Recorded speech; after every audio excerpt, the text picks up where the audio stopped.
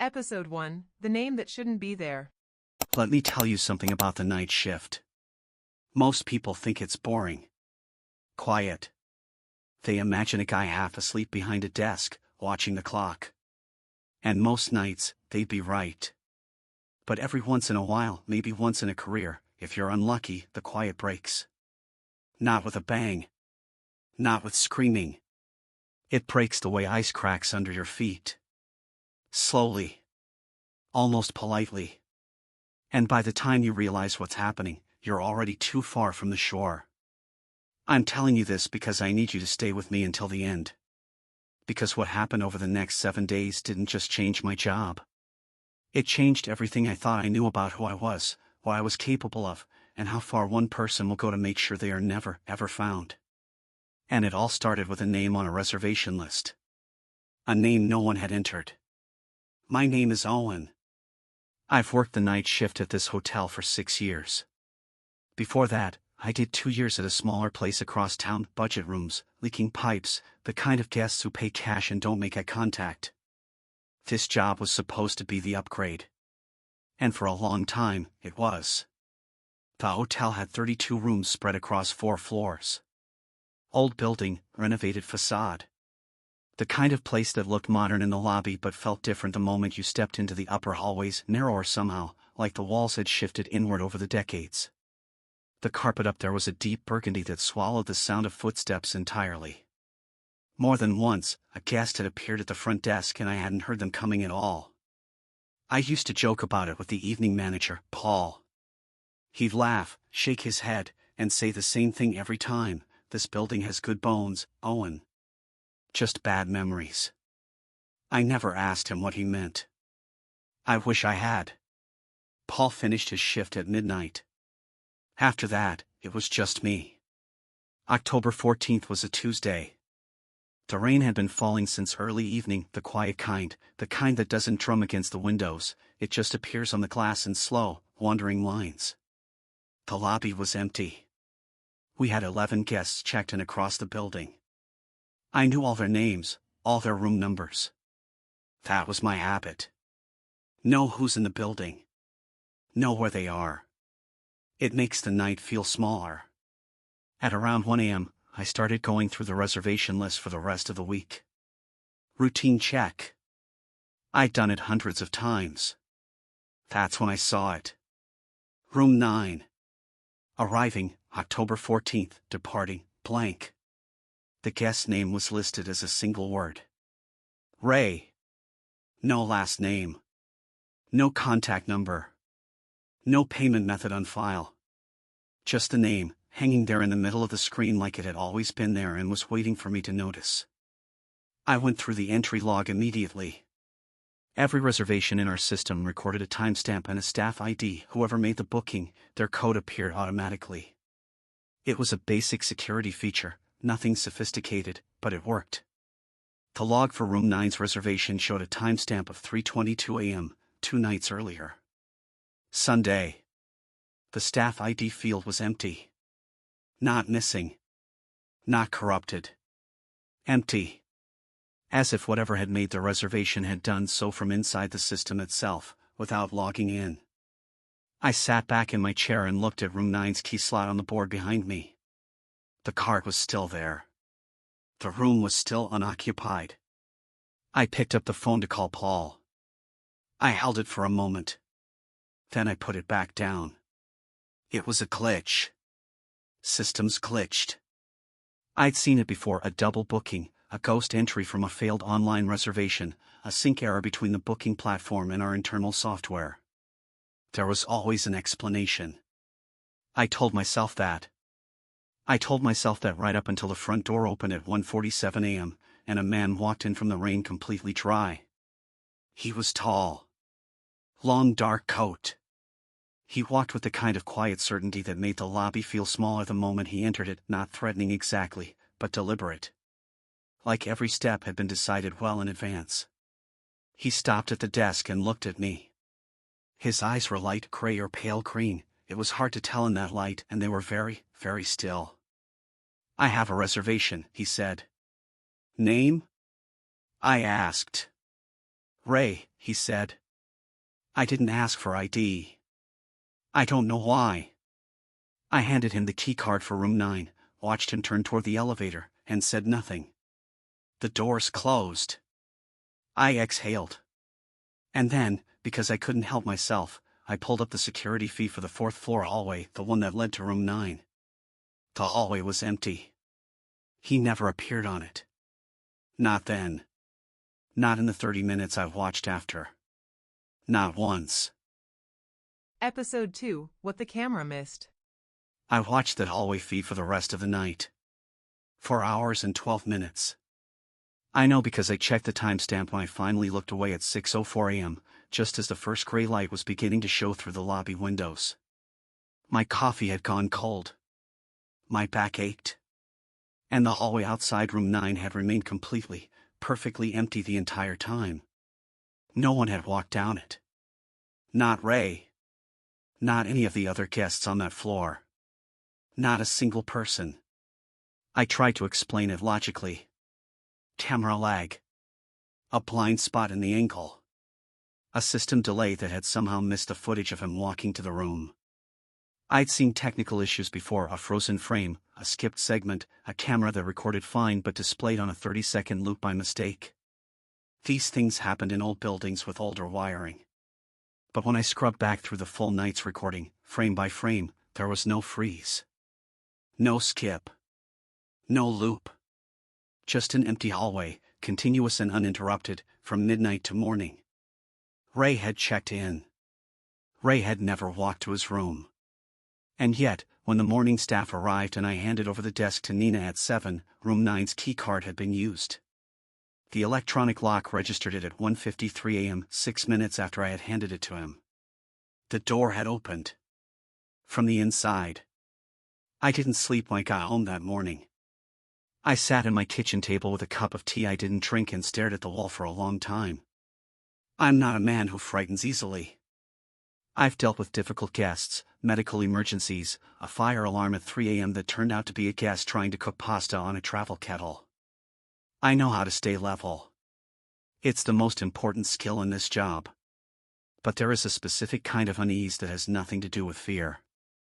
It's the feeling you get when something doesn't add up and you can't find the missing piece, not because it isn't there, but because every time you reach for it, it moves.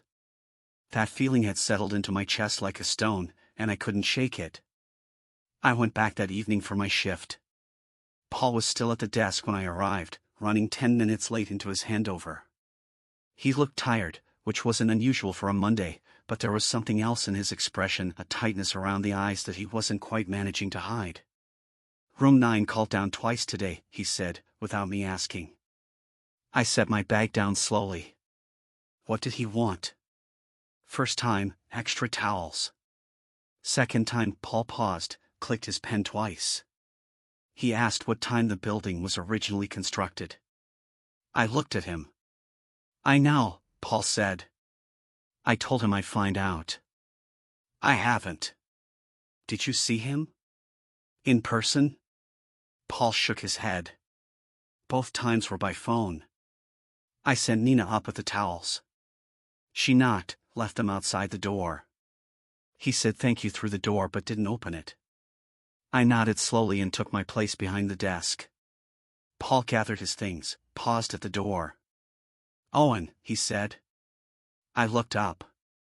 He seemed to want to say something else. Instead, he just gave a short nod and left. The first 3 hours of my shift were quiet. I did what I always do, checked the guest log, reviewed any maintenance notes, made a round of the ground floor. Everything was normal. 11 guests, same as the night before. 12, counting Ray. At 11:40 p.m. I decided to check the camera feed for the 4th floor. He was standing in the hallway. Just standing there. Facing the wall directly opposite his door. Long coat. Hands at his sides. He wasn't moving. I watched for 4 minutes. He didn't move once. I picked up the phone to dial room 9. My hand hovered over the keypad. I thought about what I would say. Is everything all right, sir? Can I help you with something? Are you aware you're standing motionless in a hallway at midnight staring at a wall? I put the phone down. Instead, I did something I'd never done in 6 years at this job. I left the front desk unattended. I took the service stairs to the 4th floor, moving quietly, and I stopped at the corner of the hallway. He was gone. The hallway was empty. The carpet showed no impression, no disturbance. The wall he'd been facing was bare old plaster painted over, same as the rest. Nothing unusual. Nothing to explain why a man would stand and stare at it for minutes in the middle of the night. I walked slowly toward room 9. I stopped outside the door. And then, quietly, with the specific care of someone who is not entirely sure they want an answer, I pressed my ear against the wood. Silence. And then, so faint I almost convinced myself I'd imagined it. A voice. Low, measured, deliberate. Counting. Not counting up. Counting down. I pulled back from the door. Walked back to the stairwell. Kept my pace steady. It wasn't until I was back behind the desk, both hands flat on the counter, that I allowed myself to think clearly about what I had heard. The number he had been on when I pressed my ear to the door was 43. By the time I had walked back to the lobby, I had counted the seconds myself, without meaning to. Exactly 43 seconds had passed. He hadn't been counting down from a number. He had been counting down to me. Episode 3, The Guest Book. There is a version of that night where I went home in the morning, slept it off, and came back the next evening having decided it was nothing. Stress. Sleep deprivation. The particular way the mind plays tricks when you spend too many years alone in a quiet building after midnight. I almost managed to convince myself of that version. Almost. But I kept coming back to the number. 43. The precision of it. Because it wasn't the counting that unsettled me most, it was the fact that he had known exactly how long it would take me to walk from his door back to the lobby. He had known my pace. My route. The exact number of seconds my body needed to move through a building he had only just checked into. That kind of knowledge doesn't come from a glitch in the booking system. That kind of knowledge comes from watching. The following afternoon, before my shift began, I came in 2 hours early. I told Paul the first needed to catch up on some administrative backlog, invoice reconciliation, supplier confirmations, the kind of thing no one questions because no one wants to do it themselves. He waved me through without looking up from his desk. What I actually did was go through the physical guest records. Our hotel kept 2 systems running in parallel, the digital reservation platform, which synced with the booking sites, and an older binder log that the previous owner had insisted on maintaining even after the software upgrade. It sat on the shelf behind the desk, thick and unremarkable, and most of the staff treated it as a formality. Nobody really used it. I pulled it down and opened it to the current month. Every guest who had checked in during October was listed by hand, in the neat block letters of whoever had been working the desk at the time. Name, room number, check-in date, check-out date. Simple. I found Ray's entry immediately. Or rather, I found where his entry should have been. The line for room 9 on October 14th had been filled in. The handwriting was not mine. It was not Paul's. It was not Nina's. I knew her handwriting from the maintenance note she left. It was careful, very small, and perfectly vertical. Almost mechanical. Name, Ray. Room, 9, check-in, 14/10. Check-out, blank. But it was the line directly above it that stopped me. Room 9. 1 year earlier, almost to the day. October 11th. The name in that entry had been partially erased, rubbed out with enough pressure that the paper had thinned. But the indentation was still there. I angled the page under the desk lamp and looked carefully. 3 letters. The last 3 letters of a name. E-R-T. I closed the binder. Sat very still for a moment. Then I opened it again and went back further. 6 months before that. Room 9 again. A different name, fully intact this time, Gus. No last name. Check out, blank. I kept going. 18 months before Gus. Room 9. A name that had been crossed out with a single firm line, Ward. I counted 5 separate entries for room 9 going back 4 years. Different names. Different dates. All of them with no checkout recorded. All of them with the same mechanical, perfectly vertical handwriting. The same person had made every single one of these reservations. And none of them were in the system. I put the binder back exactly as I'd found it and took my place at the desk when Paul came to hand over. He seemed more relaxed than the night before, which I was grateful for. I didn't want him reading my face. "Quiet day," he said. "Ray didn't call down again. Did anyone see him?" Nina caught a glimpse when she was doing the 4th floor linen check. Said he was standing in his doorway when she came around the corner. Just watching her. Didn't say anything. She said. Paul stopped. "What?" She said he smiled at her. And that it wasn't, he searched for the word.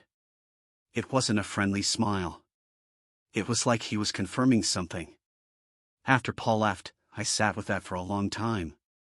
Confirming something. At 10 p.m. a guest came down to the desk.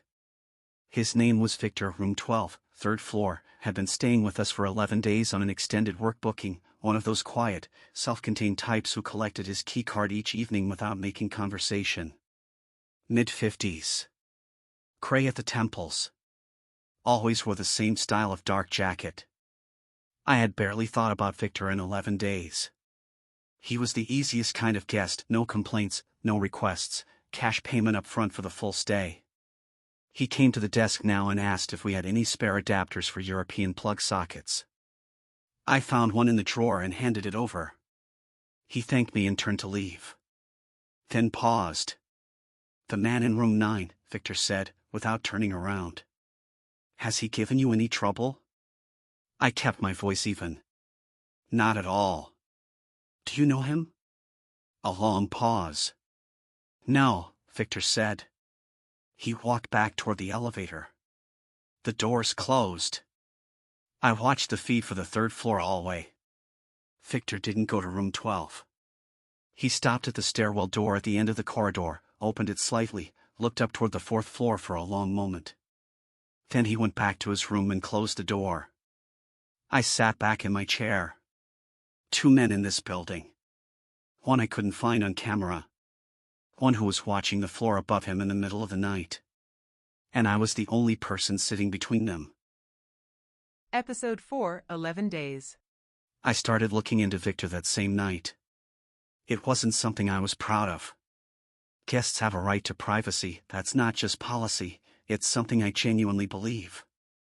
In 6 years I had never gone through a guest's file without a specific operational reason. A noise complaint. A billing discrepancy. A welfare check requested by a family member.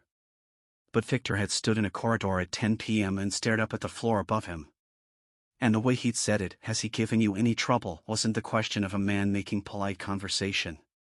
It was the question of a man who already knew the answer and was checking to see if I did too.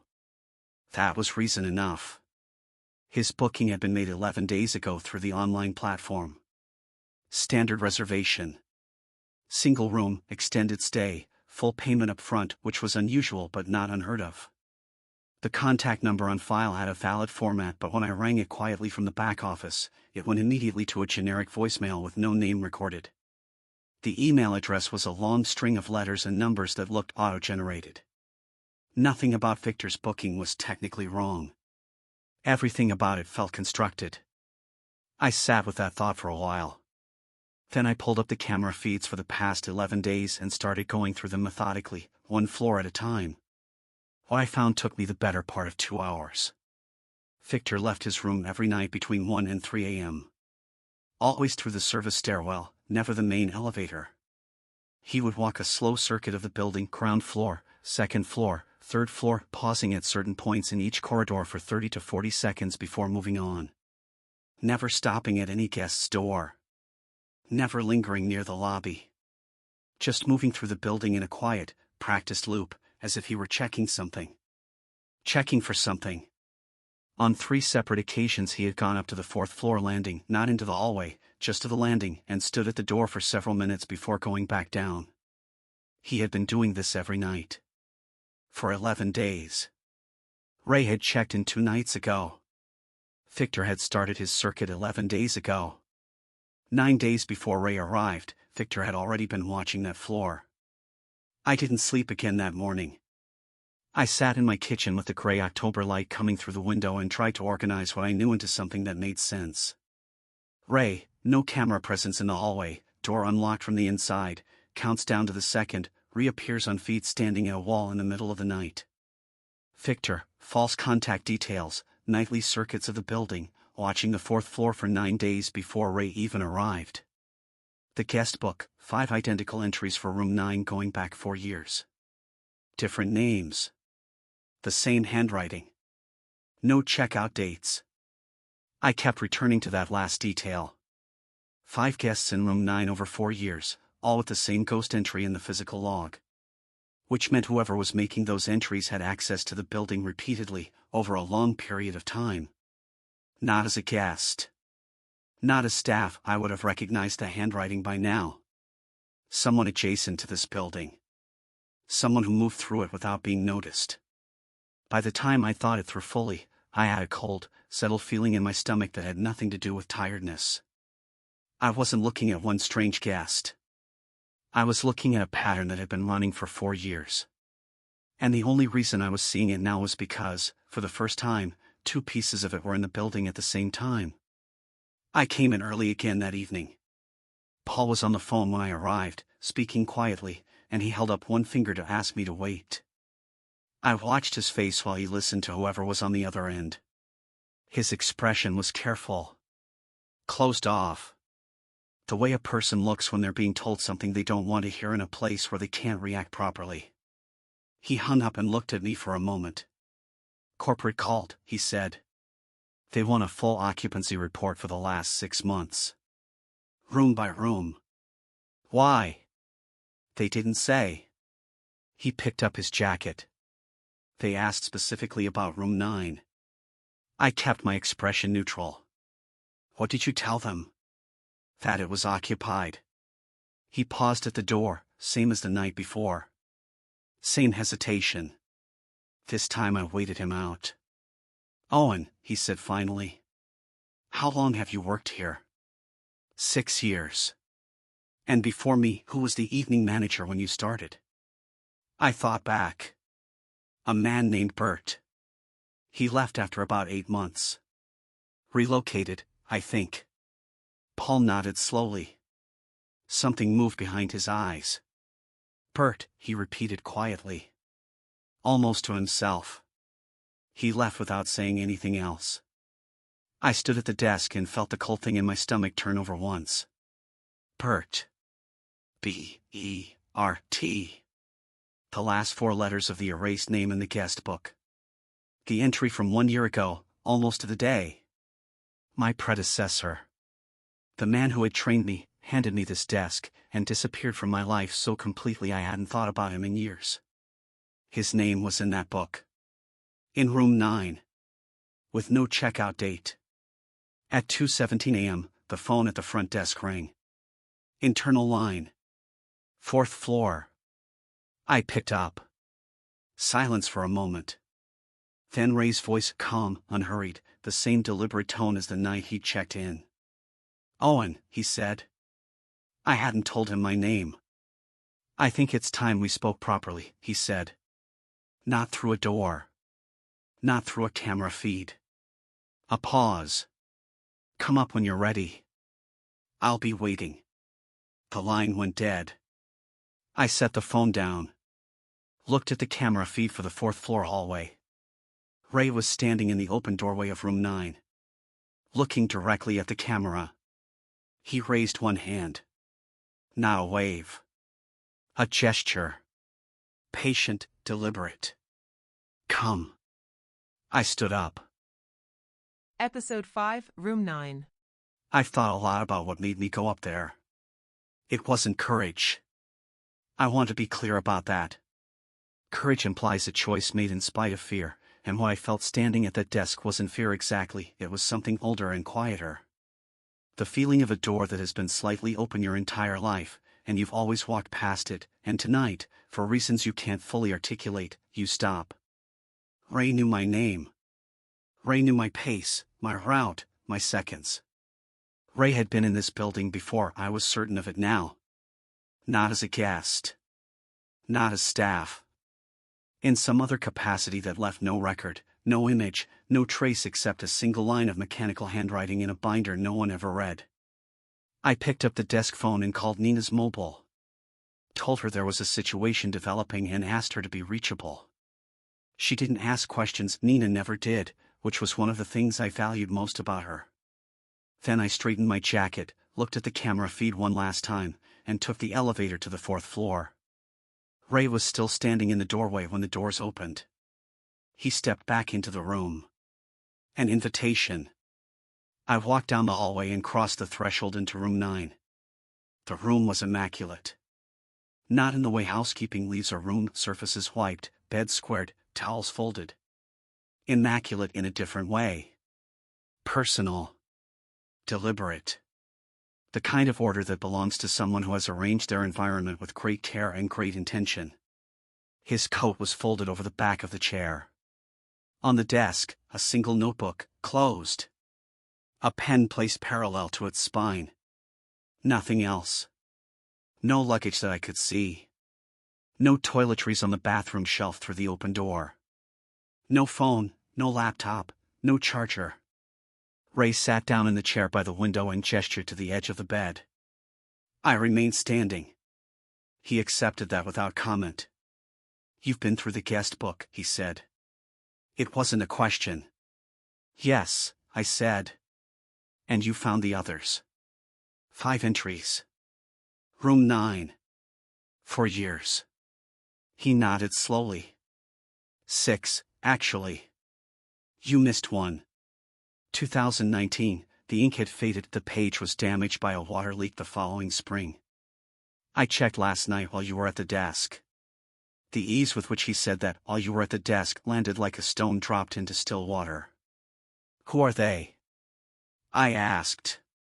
The names in the book. Ray looked at me for a long moment. His pale eyes were steady, the same stillness I'd noticed the first night. Up close it was more pronounced, not the stillness of a calm person, but the stillness of someone who had spent a very long time learning to hold themselves completely still. People who stayed in this room, he said. People who checked in and didn't check out. What does that mean? It means exactly what it sounds like, Owen. He said my name without emphasis, the way you say the name of someone you've known for years. They arrived. They were never seen leaving. And no one who worked here, not the managers, not the owners, not the staff, ever filed a missing persons report. Ever called the authorities. Ever, as far as I can find, asked a single question about where they went. The room felt very still. Bert, I said. Something shifted in Ray's expression. Barely perceptible. You knew him. He trained me. He handed me this desk. I paused. He's in that book. I know. Ray's voice was quieter now. That's partly why I'm here. He told me then, not everything. I understood that even as he was speaking. He told me in the way a person tells you what you need to know to take the next step, and no more. Controlled. Measured. The voice of someone who had learned, through long experience, that too much information given too quickly caused people to shut down rather than act. What he told me was this. For at least 6 years, this building had been used as what he called a transfer point. Guests were brought in, sometimes willingly, sometimes not, under false reservations. They stayed in room 9. And then they were moved. Not through the front door, not through any exit that appeared on the building's original floor plan. There's a passage, Ray said. Behind the rear wall of room 9's bathroom. It connects to a service corridor that doesn't appear on any current building document. It was sealed in the official renovation records from 12 years ago. It wasn't sealed. I thought about the bathroom. The wall I had never looked at closely because it was a bathroom wall in a hotel room and there was no reason to look at it closely. Where does it lead? I asked. To a loading access point on the building's north side, hidden behind the waste disposal units. He paused. Unreachable from the street. Invisible from the main road. Very visible from the adjacent property. What's on the adjacent property? Ray looked at me steadily. That, he said, is what I've spent 4 years trying to establish. We spoke for another 40 minutes. I asked questions. He answered the ones he chose to answer, deflected the rest with a patience that suggested he had done this many times before. I formed a picture, incomplete, full of gaps, but a picture nonetheless. Ray was not a guest. He was not law enforcement, or at least not currently. He used that qualifier carefully and I didn't push it. He had been tracking the pattern of room 9 across multiple buildings in multiple locations for the better part of 4 years. This was not the first hotel. It was not the second. Each time he had arrived too late, the passage already cold, the trail already dead. This time he had arrived while the building was still active. How do you know it's still active? I asked. Because Victor is here, Ray said simply. I went very still. Victor isn't a guest, Ray said. Victor is an overseer. He watches the transfer points between operations. Make sure nothing surfaces. Make sure no one asks questions. A pause. Make sure people like me don't get too close. He's been here 11 days, I said. 9 days before you arrived. He knew I was coming. Ray said it without surprise, without anger. Just fact. He's known for a while.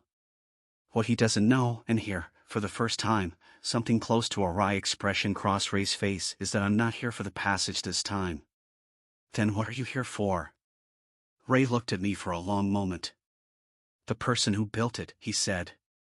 I went back to the desk at 4 a.m. I sat in the quiet lobby and stared at the camera feeds and tried to hold everything Ray had told me in some kind of order. The passage. Victor. 4 years. 6 names. Bert. I kept coming back to Bert. A man I had known, worked alongside, learned this job from. A man who had handed me this desk and walked out of this building and never, I now understood, walked back out through the front door. What had he known? What had he seen, sitting in this exact chair, that had made him a liability? And then a thought arrived that I hadn't allowed myself to form until now. Sitting alone at 4 a.m. in a lobby I had believed for 6 years was just a lobby. If Bert had been taken because of what he'd seen. And I was now sitting in the same chair. Knowing everything Bert had known, and considerably more. What did that make me? The answer came quickly. Unwelcome. Certain. It made me a problem that hadn't been dealt with yet. I looked at the camera feed for the 3rd floor corridor. Victor's door was open. His room was empty. I reached for the phone. Before my hand reached it, every light in the building went out. Episode 6, The One Who Built It. Darkness in a hotel is a specific kind of darkness. It isn't like the dark of a house, where you know the shape of every room, where your body moves from memory. A hotel at night is a collection of stranger spaces, doors you've never opened, corners you've never stood in, a geography that belongs to everyone and no one. When the lights went out, the lobby became something I had never quite experienced in 6 years of night shifts. Unfamiliar. I stayed very still behind the desk for the first few seconds. Training. When something unexpected happens, the worst thing you can do is move before you understand what you're moving into. The emergency lighting kicked in after 8 seconds. Dim, amber-toned strips along the baseboards of the corridors. Enough to see by. Not enough to feel safe. I checked the breaker log on the desk panel. The outage was building-wide. Not a fuse. Not a tripped circuit. A manual disconnection from the main board. The main board was in the basement. I picked up the desk phone. Dead. I reached for my mobile and called Nina. She picked up on the second ring. I know, she said before I could speak. I saw the lights go. I'm in the staff corridor on the second floor. Owen, her voice dropped. Someone came past me in the dark. Moving fast. Heading for the stairs. Which direction? Down, she said. Toward the basement. Victor.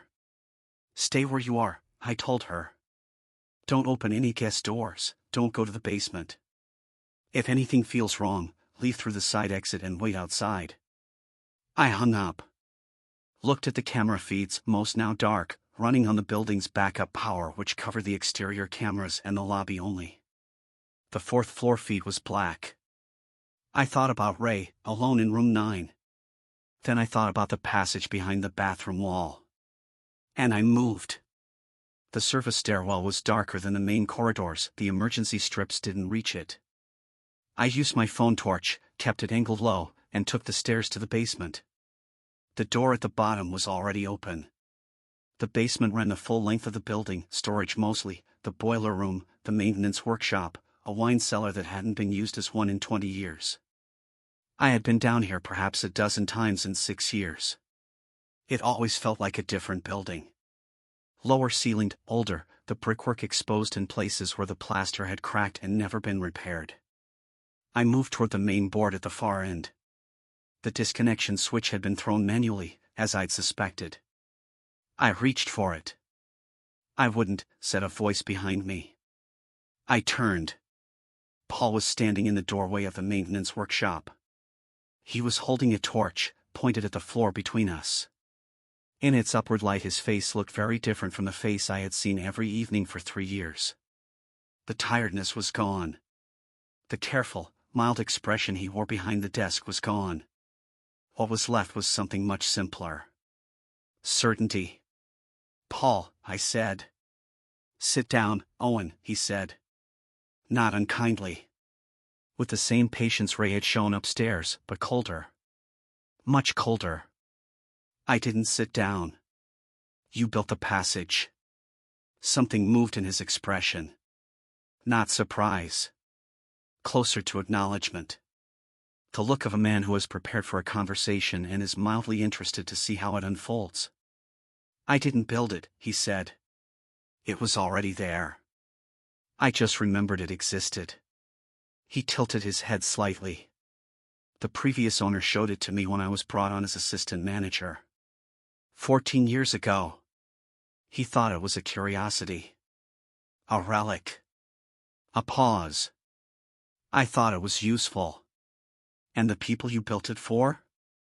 I asked. Paul was quiet for a moment. I didn't build it for anyone, he said.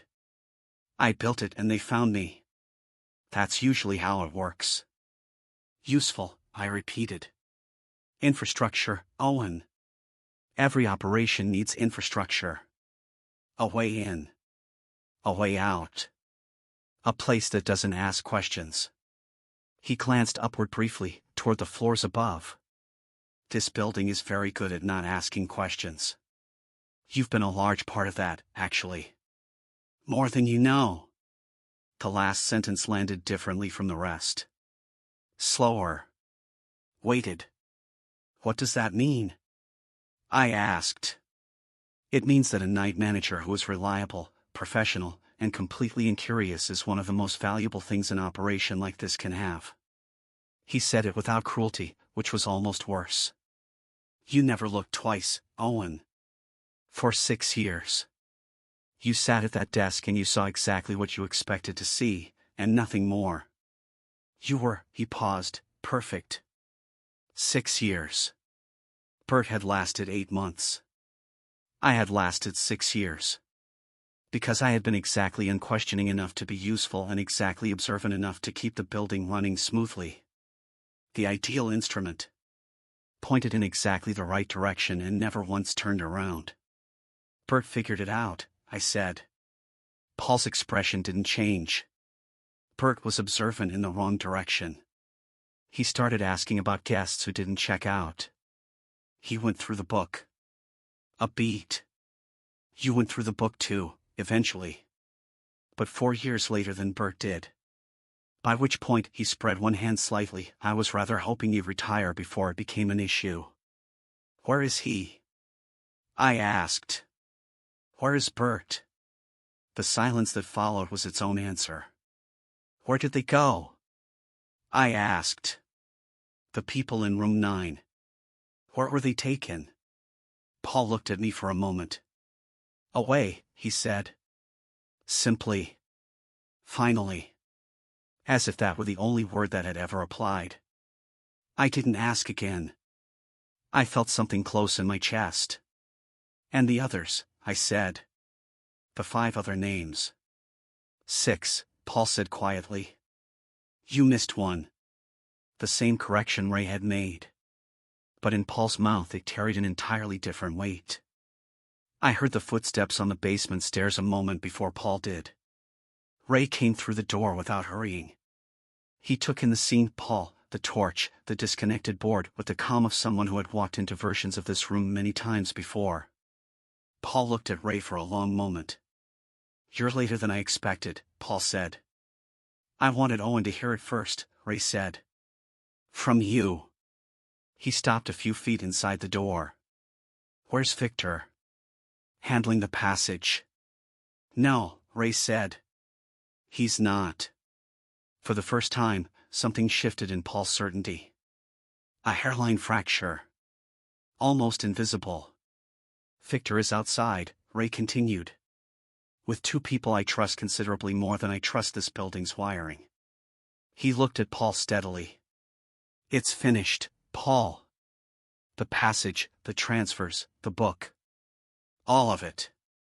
There are people upstairs right now who have been looking for this operation for a very long time, and they have everything they need. Paul was quiet for a long moment. Then he set the torch down on the workbench beside him. Sat down on the edge of a storage crate. And said nothing more. The certainty was gone. What was left was just a tired man in a basement. Sitting in the dark. I reconnected the main board. The lights came back on all at once, every floor, the lobby, the corridors, the amber emergency strips fading back into ordinary white light. Somewhere above us a guest knocked on their doorframe and called out a cautious hello. Normal sounds. Ordinary sounds. I stood in the suddenly bright basement and looked at the man I had handed over to every evening for 3 years. The man who had said this building has good bones, Owen, just bad memories, and laughed, and I had laughed with him, and neither of us had been laughing about the same thing. The people upstairs, I said to Ray. Who are they? The kind who will ask the right questions, he said. Finally. I thought about Bert. About 6 names in a binder no one read. About 6 years of sitting at a desk and seeing exactly what I expected to see. Is it enough? I asked. What they have. Is it enough to get to the end of it? Ray looked at me for a moment. That depends, he said, on whether you're willing to tell them everything you remember. I thought about it for exactly 1 second. Yes, I said. Episode 7, Checkout. They were in the building until almost dawn. 4 of them, 2 men and 2 women, all in plain clothes, all with a specific kind of quiet efficiency that belongs to people who have done difficult things in difficult places for a long time. They moved through the floors methodically, room by room, taking photographs, collecting documents, speaking in low voices into recorders. They were courteous to the guests who woke up and came to their doors. They were courteous to everyone. They were not courteous to Paul. I watched them take him out through the front entrance at 3:40 a.m. He walked without resistance, which somehow made it worse. No scene, no raised voice, no last look back at the building he had run for 11 years. Just a man in a coat, walking out into the rain, the same way any guest might leave at the end of a stay. Check out. I stood at the desk and watched him go and felt something I hadn't expected to feel. Not relief. Not anger. Grief, almost. The particular grief of discovering that something you trusted was never what you believed it to be. Not betrayed, exactly. I hadn't been targeted, hadn't been manipulated in any personal sense. I had simply been useful. A fixture. Part of the building's infrastructure, the same as the carpet and the lighting and the locks on the doors.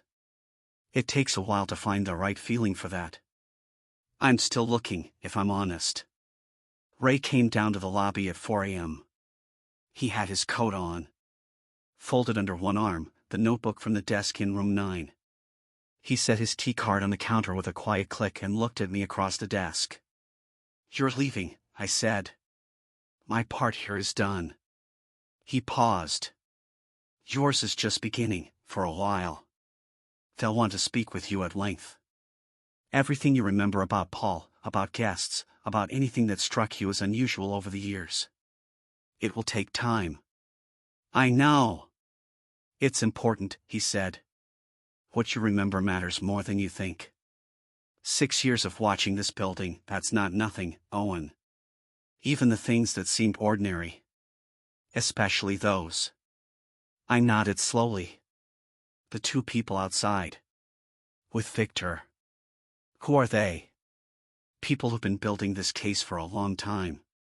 Victor is talking, he doesn't have much choice at this point, and he knows it. What he says will matter more than what he did. They needed someone on the inside to confirm the physical layout.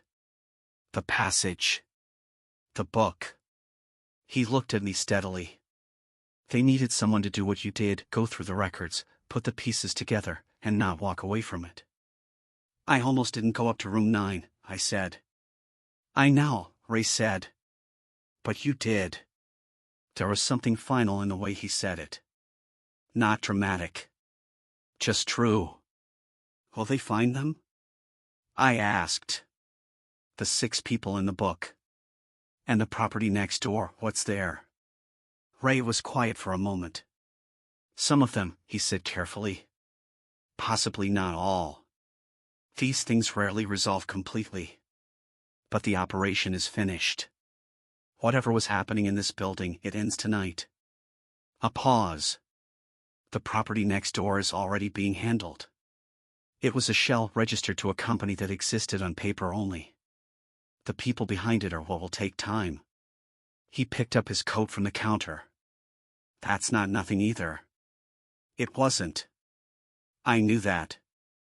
I just needed a moment to let it be enough. He was at the door when I called after him. "Ray." He turned. "Who do you work for?" He considered the question for a moment. "People who keep records," he said. "Unofficially. The camera. You were never on it. Not once, the entire time you were here." I paused. "How?" He looked at me for a moment. Something in his expression shifted, not quite a smile, but the closest thing I'd seen from him. "I've stayed in a lot of buildings like this one," he said. "You learn where the cameras point. You learn where they don't." He held my gaze for one more second. That's all it was. Nothing more mysterious than that. The door closed behind him. I watched the exterior camera feed. He walked out into the rain, turned left, and disappeared from frame. Completely dry, as far as I could tell. Some things, I decided, were allowed to remain unexplained. Nina came down at 5:30, once the last of them had gone. She made 2 cups of coffee in the back office and brought one to the desk without being asked. She sat in the chair beside me and we didn't speak for a while, which was exactly right. Outside, the rain had finally stopped. The sky was doing what October skies do just before sunrise, turning from black to a deep, reluctant gray, the kind that feels like the night conceding rather than the day arriving. The street was wet and empty and very still. "What happens now?" Nina asked eventually. "They'll send someone to cover the desk while I give my statement," I said. "Probably for a few days. The building stays open, the guests don't need to know anything beyond a brief disruption. Paul is on indefinite leave, officially. And after that?" I thought about it. 6 years at this desk. 6 years of knowing the names, the room numbers, the habits and patterns of hundreds of passing strangers. 6 years of believing I understood this building completely, and learning in the space of 4 days that I had understood almost nothing. And yet Ray's words. 6 years of watching. Not nothing. "I think I'd carry on," I said. "For a while, at least. Until I know everything I remember has been useful." I looked out at the gray street. After that, I don't know. Something different, maybe. Nina nodded. Wrapped both hands around her coffee cup. For what it's worth, she said quietly, you asked the right questions. When it mattered. I didn't answer. But I held on to it. The first proper light came at 6:17 a.m. Not dramatic. Not golden. Just a gradual, honest brightening that turned the wet street silver and caught the edge of the windows and filled the lobby with something that felt, after the longest night of my professional life, remarkably like ordinary morning. I looked at the room board behind me. Room 9's key slot was empty. Check out, October 19th. For the first time in 4 years, in 6 years, counting Bert, the departure field wasn't blank. Someone had finally left through the front door. I reached over and updated the system log. Closed the tab. Outside, a delivery van pulled up across the street. A man got out, checked his clipboard, moved on. Ordinary. Unremarkable. The kind of thing I had watched 1,000 times from this desk without really seeing. I saw it now. That was enough.